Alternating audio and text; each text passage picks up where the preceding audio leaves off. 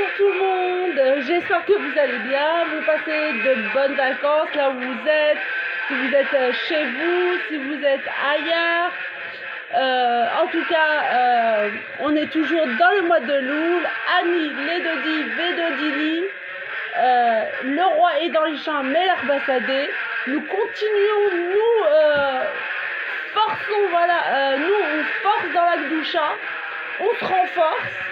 Toujours dans ma route, Parachat de cette semaine, Parachat Kitetse, on va baisser un peu le son parce qu'on s'entend plus, Parachat Kitetse, la Milchama Alay Vecha. Et oui, il faut sortir contre son ennemi, sur son ennemi. Et quel est l'ennemi féroce actuellement? C'est Amalek qui nous empêche de nous réunir, qui nous empêche de faire Avat Israël, de se rapprocher de son prochain, de lui parler de Torah et de se réunir, de faire des mariages à plus d'un quota limité. Tout ça, c'est Amalek qui nous empêche de se renforcer dans la Gdoucha et d'augmenter dans la joie et dans la simra et dans la santé, bien sûr.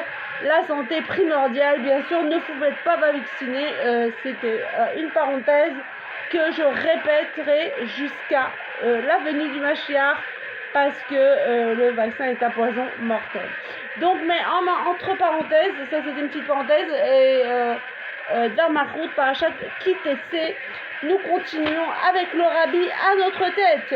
Et bien sûr, nous forçons les cieux, nous transperçons les cieux grâce à la chassidoute, et on déclenche la Géoula grâce aux femmes, Bisrout Nashim Tzadkaniot Atid Leikael. C'est grâce aux femmes que nous déclencherons la Géoula. Je vous demande de venir, de partager et de diffuser. C'est le but pour pouvoir, pour ne pas sentir les douleurs de l'enfantement, c'est-à-dire les douleurs de la Géoula, les douleurs de l'enfantement de la Géoula, bien sûr. Et donc, voilà, donc la chassidoute nous empêche de voir les problèmes et de sauter au-dessus des problèmes. Donc nous sommes Parachat Kitetse, et qu'est-ce que le Rabbi dit sur la Parachat Kitetse, la Milchama Alvecha? Et oui, il faut pas avoir peur des obstacles et surtout des problèmes qui nous entourent actuellement parlant, et Dieu sait qu'il y en a. Ne pas avoir peur et sauter au-delà des problèmes avec le Rabbi à notre tête, dans la joie et la santé, en étudiant et en se renforçant, et surtout Tchouva, Tfila ou Tzedaka. C'est les 3 piliers du mois des Louls dans lesquels nous devons nous efforcer et briser les chaînes de nos limitations pour pouvoir être agréés à Yom Kippour dans le livre de la vie, et être inscrit et scellé dans le livre de la vie, si Dieu veut, tout le Ham Israël. Amen. Alors, je commence la paracha. Il faut que voilà, Kitetse Alay Vecha. 14 Elul, nous on sommes pas demain on sera le 14 Elul. Chaque Shabbat, nous lisons 2 parachiotes, section du Pentateuque. L'une lors de l'office du matin et l'autre à celui de l'après-midi. Ainsi lisons-nous ce Shabbat matin la paracha de Kitetse, et nous commençons cet après-midi la paracha de Kitavo qui suit immédiatement. Et oui, Kitetse, Kitavo. D'abord tu sors et ensuite tu rentres. Au-delà de leur juxtaposition dans l'ordre de la Torah, le fait que ces 2 parachutes soient lus le même Shabbat souligne d'autant plus la relation qui existe entre elles. Alors il semble de prime abord que les 2 parachutes lus ce Shabbat soient totalement opposés, aussi bien dans les messages véhiculés par leurs noms respectifs que dans leur contenu. En effet, les noms Kitetse quand tu sortiras et Kitavo quand tu rentreras sont à l'évidence porteurs de sens totalement opposés. Effectivement, comme je vous l'ai dit précédemment, c'est deux sens opposés, c'est deux directions opposées. D'autre part, la paracha de Ki-Tetsé traite de la sortie en guerre, une situation qui, même si la guerre est finalement gagnée, est marquée par l'absence de calme et de tranquillité. Je vous quitte une minute parce que effectivement il fait lourd et on va un peu aérer.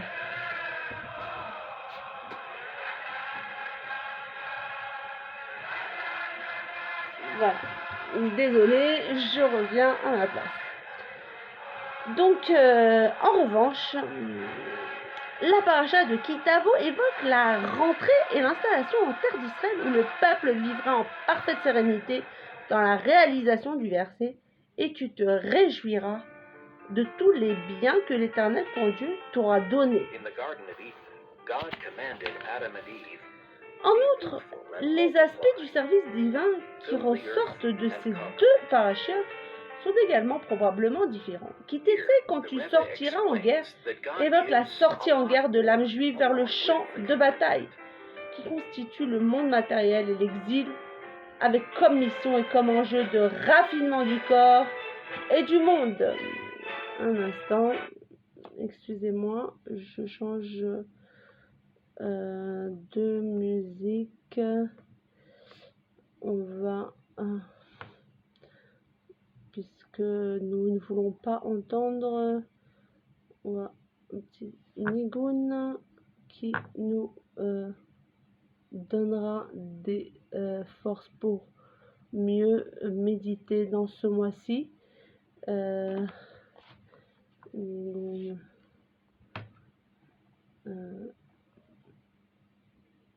Voilà. Je sais pas ce qui se passe. Pourquoi il ne vient pas.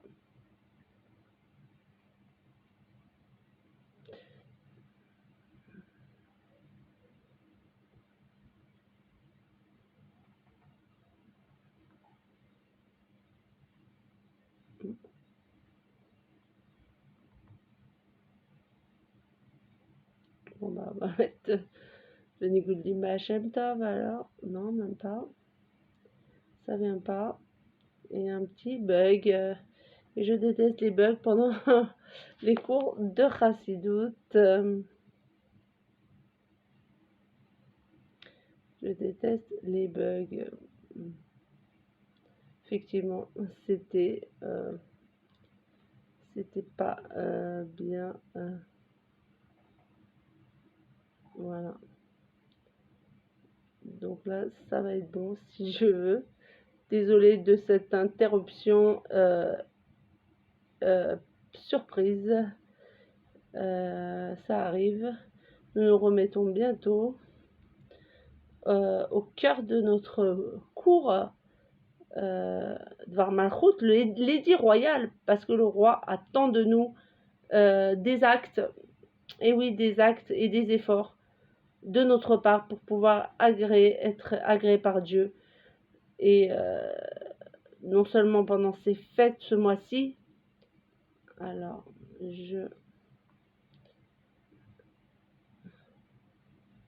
voilà. Alors.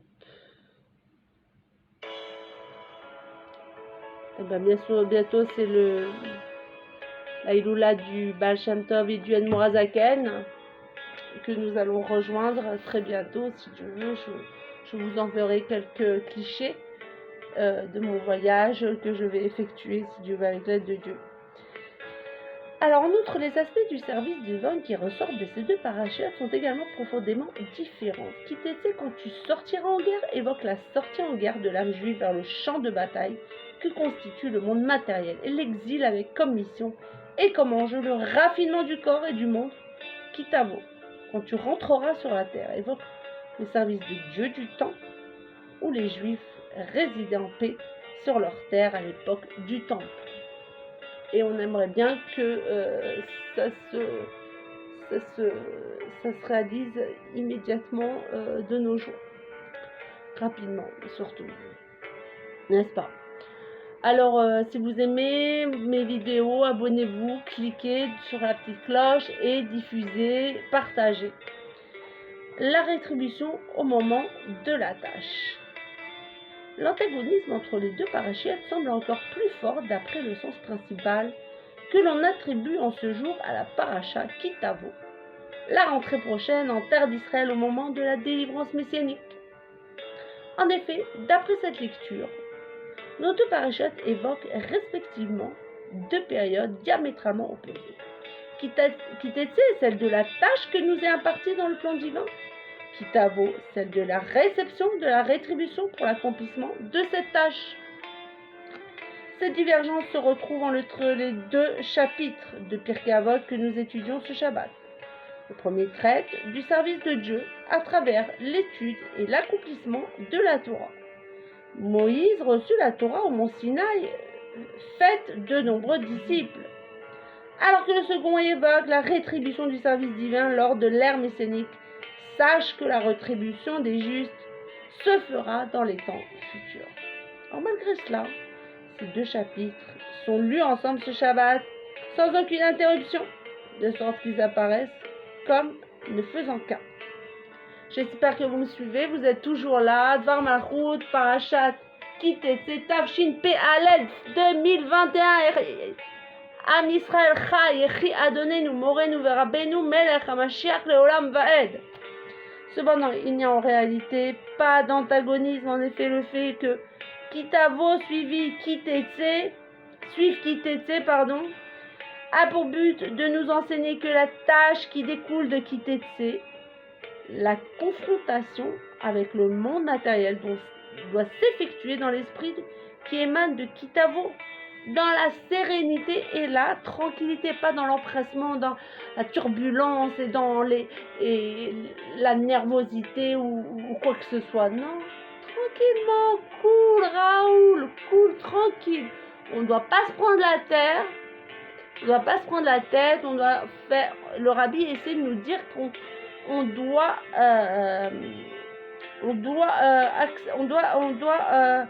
tout faire dans la sérénité et la tranquillité. Darké Noam, Darké Shalom. Parce que la confrontation avec le monde matériel est assez grossier et agressif. Mais non, on ne doit pas se prendre la tête. On doit le faire, on le fera tranquillement et normalement, sans se prendre la tête, si Dieu veut. Cela signifie également que, alors même que nous sommes en plein labeur dans le cadre du service divin, en temps d'exil qui Kitetse, nous commençons déjà à goûter à la récompense divine Kitavo. C'est la raison pour laquelle les Pirkei Avot nous enjoignent de savoir, de connaître dès à présent le salaire des justes qui appartient au temps futur.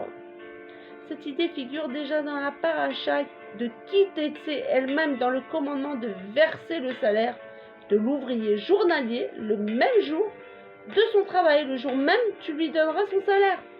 Deutéronome 24:15. Cela dépend de ce que l'on considère. Pour comprendre correctement ce sujet, il est nécessaire de se pencher sur le commentaire de Rashi, sur le premier verset de notre paracha. Quand tu sortiras en guerre contre ton ennemi, l'Écriture parle d'une guerre de conquête facultative. Milchemet Aroshut, c'est facultatif, c'est pas obligatoire. Cela est a priori surprenant, car comme peut-on dire que le service de Dieu soit facultatif, Roshut, il est pourtant notoire que l'homme a l'obligation de combattre son mauvais penchant et de raffiner son corps et le monde autour de lui. Comment on peut dire c'est une Milchemet Aroshut facultatif? On a l'obligation d'accomplir les mitzvot, on a l'obligation de faire nos brachot avant de manger, on a l'obligation de mettre les téphilines, de rajouter dans la tzedaka, de manger kasher. C'est une obligation, c'est des lois. Alpi halakha, halakhiquement parlant, c'est des lois qu'il faut accomplir à tout prix. Alors le rabbi va nous expliquer cette contradiction. De cette dernière idée découle une interrogation globale sur le sens même de la notion de rétribution pour le service divin. Un ouvrier a le choix de travailler comme de ne pas travailler. Lorsqu'il travaille, il acquiert en ce fait de ce fait un salaire. D'un autre côté, l'esclave qui est tenu de servir son maître n'acquiert aucun salaire. Or, c'est dans cette dernière catégorie que se trouve le peuple juif vis-à-vis de Dieu. Comme l'exprime le verset, car c'est à moi que les enfants d'Israël appartiennent comme esclaves. Lévitique 25-55. Un bon chiffre. Hein. Ainsi donc, en vertu de quoi méritons-nous une récompense pour le service divin que nous effectuons en pratiquant le judaïsme? La réponse à cela est contenue dans la formulation du verset « Quand tu sortiras en guerre ». Il faut sortir en guerre. Dans ce monde matériel, les derniers instants des villes, il faut sortir. En effet, lorsque l'âme descend ici-bas pour y livrer un combat contre les pulsions du corps et de l'âme animale, ainsi que pour raffiner le monde matériel, elle sort de sa place véritable, de là où elle se trouvait depuis la création au-dessus de l'ensemble des mondes. Elle y était tellement élevée que les sages enseignent qu'avant de créer le monde, Dieu a consulté les âmes des justes lorsqu'elles étaient unies et fondues dans l'essence divine. Midrash Bereshit Rabbah 8-7. S'il est vrai qu'aujourd'hui, quand les enfants d'Israël se trouvent dans le monde, ils ont l'obligation de raffiner leur corps et de servir Dieu, il n'en reste pas moins que du point de vue de l'essence de leur âme, la création tout entière fut accomplie sur la base de leur volonté. Il en est de même pour leur engagement au sein de celle-ci. Ainsi, de ce point de vue-là, il s'agit bien d'une guerre facultative, mais Chemet Haroshut, pour laquelle les enfants d'Israël recevront une rétribution. On retrouvera quand même notre salaire. Hachem ne reste pas en dette envers personne, que ce soit en bien comme en mal. Mais préférons la nature du bien et qu'on soit droit aux yeux de Dieu, qu'on fasse les choses d'une façon droite aux yeux de Dieu. Toujours. Amen. Qu'est-ce qu'un juif? Et oui, qu'est-ce qu'un juif? C'est quoi un juif? Le rabbi va nous expliquer. La sortie de l'âme juive vers ce monde exprimée par le verset « Quand tu sortiras en guerre contre ton ennemi », porte en elle deux caractéristiques essentielles. D'un côté, pour affronter le monde et parvenir à le raffiner à l'intérieur même de sa dimension matérielle, il est nécessaire que l'âme descende ici-bas et se revêtisse du corps afin que, présente au sein de la matérialité, elle puisse combattre directement le mal et sanctifier le monde. Tel est le sens des mots « en guerre contre ton ennemi ». C'est quoi le pire ennemi? Eh bien, le pire ennemi, c'est pas ton voisin, c'est pas ton prochain, c'est pas celui que tu rencontres dans la rue. Bon, parfois si, mais le pire, c'est le Yetzer Hara. On ne fait pas rentrer n'importe qui chez soi, et ben c'est pareil, le Yetzer Hara, on ne le fait pas rentrer chez soi, comme le dit souvent le Admorazaken. Tu veux rentrer chez moi? Eh ben non, je te laisse pas rentrer dans ma vie. Et je te laisse pas foutre la zizanie dans ma vie. Non, tu vas pas faire le bazar chez moi. Non, le Yetzer Hara, on le laisse dehors. Tu me laisses faire mon avodat Hashem tranquillement et sereinement. D'un autre côté, pour que l'homme puisse sanctifier le monde et en faire un lieu digne de la révélation de l'essence du Créateur, béni soit-il, il est nécessaire que l'origine céleste du juif, la source de son âme, unie à l'essence divine, soit perceptible ici même, dans ce monde, dira Zobetartoné. Hachem, il veut une demeure ici-bas, dans ce monde matériel, le plus grossier, le plus bas. Parce que c'est ici où on peut tout transformer. Tel est le message porté par les mots « quand tu sortiras ». Ainsi, tout juif, quel qu'il soit, ne peut se séparer de Dieu, car il ressent au fond de lui-même son âme divine qui est unie à son Créateur. Ceci est également présent dans la paracha de Kitavo. D'un côté, on exige de l'âme qu'elle rentre à l'intérieur du monde matériel quand tu rentreras sur la terre, et d'un autre côté, c'est précisément ainsi que le juif réussit à sanctifier et à raffiner la terre pour en faire la terre d'Israël, une terre sainte au point que cette terre matérielle devienne digne d'être le lieu de résidence éternelle des enfants d'Israël. Tu en prendras possession et tu t'y établiras. Deutéronome 26.1. Et du fait de leur union avec l'essence divine, ils élèvent ainsi la terre, le monde matériel, au niveau d'être une résidence pour l'essence divine. vous avez compris l'objet de cette paracha. C'est que Dieu veut que nous transformions cette terre en une résidence éternelle pour résidence éternelle, pour faire valoir la présence de Dieu sur terre. C'est pas non, Dieu il est là-haut et moi je suis en bas. Bah écoute, il reste chez lui, entre guillemets, hein, si je peux m'exprimer ainsi, Shalom, l'Avdil, Avdalot, il reste là-haut et moi je reste en bas. Non, il faut unir les dieux et les deux, pardon, certainement pas les. Enfin, vous m'avez compris. Il faut unir le haut et le bas. C'est comme un mariage. Il faut transformer et sanctifier Hachem par nos mitzvot et nos actions pour faire une maison de Dieu ici-bas. C'est-à-dire tout réunir et faire une fusion des dieux, des deux, pardon, décidément, des deux, faire une fusion des deux pour faire de ce monde-ci une maison d'Iraz au Betartoni, c'est-à-dire sanctifier, on sanctifie la terre, on sanctifie Hachem, on fait valoir sa grandeur et sur terre en appliquant ses mitzvot et sa Torah, et ses lois et ses mitzvot. Une guerre livrée dans la tranquillité. Alors, on croit que c'est une guerre qui va être avec les chars et les tanks et vas-y, les drones et les drones et les fusils, les armes. Non, le rabbi dit que tout va se passer d'Arké Noam, d'Arké Shalom, c'est-à-dire dans une tranquillité, derech hateva, d'une façon naturelle. Les choses vont se passer d'une façon douce, soft. Faut pas s'émerveiller, faut pas avoir peur. Voilà. Telle est ainsi la finalité de la descente de l'âme divine ici-bas. Transformer le monde pour en faire une demeure digne de l'essence divine. Et la rétribution pour l'accomplissement de cette tâche sera en conséquence la grande révélation divine qui caractérisera l'avènement messianique en vertu du principe selon lequel la récompense pour une mitzvah est de la même nature que la mitzvah elle-même. La révélation divine dont les enfants d'Israël jouiront à l'ère messianique sera le salaire pour le service divin qu'ils auront effectué en temps d'exil. J'espère que je me fais bien comprendre. Si vous avez un commentaire, une question, n'hésitez pas, posez-la moi, j'essaierai d'y répondre du mieux que je peux. Cependant, comme nous l'avons dit précédemment, le paiement du salaire doit se faire le jour même de l'accomplissement du travail.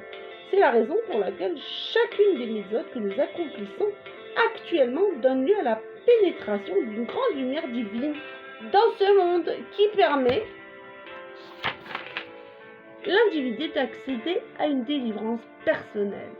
Seul le dévoilement direct de cette lumière dans le monde matériel manque et aura lieu lors de la délivrance messianique qui approche à grands pas. Et puisque chaque juif a la capacité d'amener la délivrance, comme l'enseigne Maïmonide lorsqu'il écrit que n'importe quelle mitzvah peut déclencher la délivrance pour le monde entier, il y a donc aussi aujourd'hui pour chaque juif la récompense qui appartient au temps messianique. Il ne lui reste qu'à la dévoiler à travers l'ajout d'une bonne action, encore une bonne action, et encore un sourire, et encore une tzedaka, et encore un chesed. On ne sait pas jusqu'où ça débordera et ça éclatera et ça fera déclencher la Géoula Midit Vachlema. Mais il faut toujours rajouter, toujours se remettre en question. Qu'est-ce que j'ai fait pour déclencher la Géoula? Qu'est-ce que j'ai fait pour... il faut toujours se dire qu'est-ce que j'ai fait. Il faut tout faire pour déclencher la Géoula. C'est ce que je voulais dire. Quelles sont mes actions on dit que nos actions doivent ressembler à celles de nos avot et imaot, à nos matriarches et nos patriarches. Il faut que nos actions soient à même de ressembler à celles de nos patriarches et de nos matriarches, c'est-à-dire à leur niveau, et se dire qu'on n'a jamais fait assez, on n'en fait jamais assez. Et puisqu'avant de créer le monde, Dieu était seul et remplissait l'espace dans lequel se fit la création. Et que lorsque l'âme descend aujourd'hui ici-bas, elle doit se souvenir de son origine, qu'elle est une parcelle du divin, venue d'en haut, et de sa mission qui est d'amener à la révélation de la divinité dans ce monde matériel. Ainsi, avant même qu'elle se mette à la tâche, elle mérite déjà de ressentir ce qui sera le salaire au temps messianique, le dévoilement divin qui s'opère dans l'âme dès le début de son service divin. C'est pourquoi la Torah fait suivre à la paracha de Kitetsé, celle de Kitavo, pour nous enseigner que même lorsque l'on se trouve en situation de guerre entre le corps et ses pulsions animales, il faut savoir qu'il n'y a pas à s'émouvoir de cela et qu'au contraire, il nous est possible de mener ce combat dans le calme et la sérénité en se rappelant quelle fut la situation du monde avant la création et quelle sera celle qu'il connaîtra lors de la rédemption, un monde de divinité. C'est magnifique que ça se dévoile immédiatement. Ainsi, il n'y a pas lieu de craindre le monde, il n'y a pas lieu de craindre le monde. Le Rami nous l'a dit, nous l'a coaché pendant des années. Il n'y a pas lieu de craindre le monde. Il ne faut craindre que Hachem et Moshe Avdo. À travers le service divin en son sein, nous ne pouvons qu'atteindre de nouveaux sommets, y compris au cours même de ce labeur, jusqu'à même atteindre des degrés qui dépassent et transcendent totalement le monde. Outre cela, cette tâche doit s'effectuer dans la tranquillité concrète, à savoir sans problème, ni perturbation d'ordre spirituel ou matériel, ainsi que dans la largesse matérielle, aussi bien comme moyen de mener à bien sa mission dans le monde que comme la perception du salaire pour celle-ci, qui, comme nous l'avons dit, doit intervenir le jour même du travail effectué. Le mois de Elul est le mois de la délivrance. Chodesh Elul besimcha. On doit faire le mois d'Elul en simcha. On doit tout transformer. Tout transformer. C'est pas un joie où, c'est vrai, on est attristé de nos péchés. Mais on doit les transformer dans la joie parce que simcha, poret, cette guédère, la joie, brise les limites. Elle brise toutes les dynimes. Elle fait éclater toutes les ikuvim qui veulent nous empêcher de servir Dieu dans la joie et qui font en sorte que c'est-à-dire il faut briser les limites, il faut pas, on est sorti d'Égypte, il y a Tsanou Mitzrayim, on est sorti, on est un peuple libre, Bene Chorin. Donc il n'y a pas de limite, Hachem est illimité, on est dans les derniers instants de la galoute et bientôt on va voir le Mashiach apparaître. Il faut être sans limite et passer un mois d'Elul dans la joie. L'association de l'octroi, de la rétribution et de la sérénité avec la continuation de la tâche est liée avec le mois de Elul dans lequel nous nous trouvons. Ce mois est celui du bilan, lors duquel nous identifions ce qui nous reste à accomplir de la tâche impartie à l'année écoulée afin de l'achever et de se préparer à la nouvelle année. Il y a donc à l'intérieur de ce seul mois la récompense pour le service de l'année écoulée et le début du service de l'année nouvelle. Le salaire s'exprime également dans les lettres hébraïques du mot Elul, qui sont les initiales du mot du verset, vous allez me le dire, Ani, Ledodi, Vedodili. Je suis à mon bien-aimé et mon bien-aimé est à moi. Cantique 6.3. Le simple fait de pouvoir s'attacher à Dieu, le bien-aimé, est en soi la plus grande récompense. Le mariage des enfants d'Israël avec Dieu, lors de la délivrance messianique, lorsque s'élèvera Tinassé, la royauté du Mashiach. Tout ceci est lié avec l'année actuelle 5751, à l'époque où le Rabbi avait dit ce Dvar Malchut 1991, qui s'écrit en hébreu Hetav Nun Shin Aleph, qui forme le mot Tinassé, lié aussi bien au fait que la royauté du Mashiach s'élèvera qu'au mariage Nisouin de la même racine grammaticale de Dieu et du peuple d'Israël. Ainsi, le mois de Elul de l'année 5751 est le moment le plus propice pour la délivrance aujourd'hui, même car le jour même tu lui donneras son salaire. Au sein du mois de Elul lui-même, nous sommes le 14e jour du mois, qui est la veille du 15e jour, lors duquel la lune est pleine. Ce qui fait allusion à la plénitude que connaîtront les enfants d'Israël qui sont comparés à la lune lors de l'ère messianique. 30 jours avant la fête de Sukkot, le temps de notre joie, qui porte en elle la plénitude du service divin du peuple juif, Israël se réjouit de son Créateur, ainsi que l'octroi du salaire de la part de Dieu. Dieu se réjouit de ses créatures. Psaume 104, 31. Notre génération est celle de la délivrance d'Orshvi Acharon, Goel Rishon, Goel Acharon. Nous sommes la 7e de l'exil et la première de la Géoula. C'est le rabbi qui l'a dit. Il n'y a rien à dire, il n'y a rien à comprendre, c'est comme ça. Notre génération est celle de la délivrance. Dans notre génération, des dimensions nouvelles se sont rajoutées à la date du Shabbat 14 Elul. En effet, la veille de ce Shabbat, le 13 Elul, marque l'anniversaire du mariage de mon beau-père.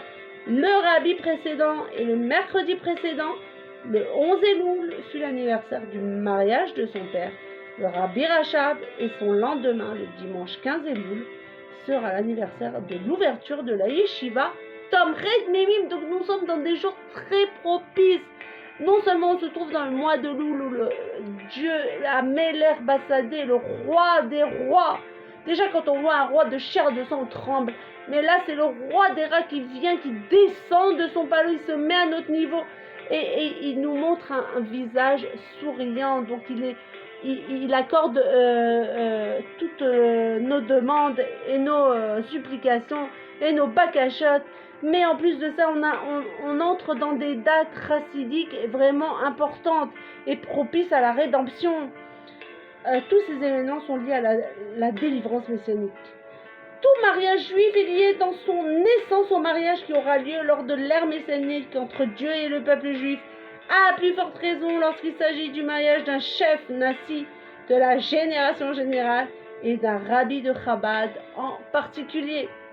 L'ouverture de la yeshiva est aussi liée à la délivrance, car le programme de Tomchet Memim exige que l'étude de la chassidut, la partie profonde de la Torah, se fasse dans la même rigueur intellectuelle que l'étude du Talmud, comme ce sera le cas lors de l'ère messianique, lorsque, selon les termes de Maïmonide, tous les Juifs seront de grands sages et connaîtront les choses cachées. Conclusion du Mishneh Torah de Rambam. En outre, la mission impartie aux élèves de cette yeshiva, les Tmimim, par son fondateur, est d'être des soldats de la maison de David qui combattront la situation dans laquelle on a bafoué les traces de ton Mashiach, psaume 89, 52, combat aujourd'hui terminé et amèneront la délivrance. Déjà, Kalou Kalakitin, tout est fini, tout est fini, il y a même le bouton, il est déjà brillant. On n'a plus besoin de l'astiquer. Concrètement, il nous faut aujourd'hui faire savoir en tout lieu que nous tenons à la conclusion de notre tâche exprimée par le verset quand tu sortiras en guerre contre ton ennemi et au début de la période de la rétribution, le salaire des justes, exprimé par le verset quand tu rentreras sur la terre, tu en prendras possession et tu t'y établiras. Ainsi, notre service actuel doit être conforme à cet esprit au travers notamment de l'étude des sujets relatifs au Mashiach, à la délivrance et au temple dans la sérénité et la joie, ainsi que la tenue de Farbrengen, réunion chassidique, joyeux en relation également avec la joie liée au mariage que nous célébrerons très bientôt. Amen. La mission particulière de Tomchet Memim est d'être des lumières qui éclairent. Nous sommes des lampadaires, nous sommes tous des shluchim. Chacun à son niveau, on est tous des shluchim. Hachem nous a pas mis dans cet endroit, dans cette commune, dans cette rue pour rien. Non, on a tous une mission à accomplir. On a tous quelque chose à faire partager, à éclairer, à donner. Des lumières qui éclairent dans le monde entier et chaque foyer doit être à l'image de cette yeshiva à travers l'étude de la chassidut en plus de l'étude de la Torah en général. Il est nécessaire d'organiser une campagne pour procurer à tous les nécessiteux 30 jours avant la fête, de quoi passer dignement la fête de Sukkot, afin qu'ils puissent s'y préparer dans la sérénité avant cela, se préoccuper de leurs besoins pour la fête de Rosh Hashanah. Alors je fais une annonce globale pour toutes les associations. Préparez-vous à faire du chesed et à partager, à faire des dons, comme le Rabbi le souligne à plusieurs reprises. Il a dit tous les gmars, je fais un appel aux associations de Milut Chasadim et à faire en sorte que chacun et chacune ait de quoi passer la fête dignement et sereinement et avec joie et abondance matérielle et spirituelle pour qu'ils puissent passer la fête dans la joie de toutes les façons possibles. Donc voilà, je fais un petit appel, c'était une étoile en plus, un petit PS, une petite parenthèse pour faire un appel aux associations que chacun et chacune puisse passer la fête le plus agréablement possible, puisque vraiment nous rentrons, ça y est, dans un court instant, on est déjà dans la Géoula avec le Rabbi à notre testament.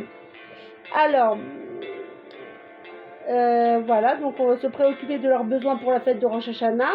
Puisse Dieu vouloir que grâce aux bonnes décisions qui sont prises dans ce qui précède, nous méritions qu'il donne à chacun et chacune du peuple juif tout ce dont il ou elle a besoin, en particulier ce qu'il y a de plus important, la délivrance véritable à travers la venue du Mashiach. Amen. Shkoyach. Donc, j'espère que vous avez compris. On doit prendre des décisions, on doit se renforcer. Je vous dis à tous et à toutes, Shana Tova Umetuvaka Ktiva Vechatu Mateva. Bon Chodesh Elul dans la joie, Besimcha. Et à très bientôt. Yehi Adonenu, Morenu Verabenu, Melech HaMashiach, Leo Lamvaed.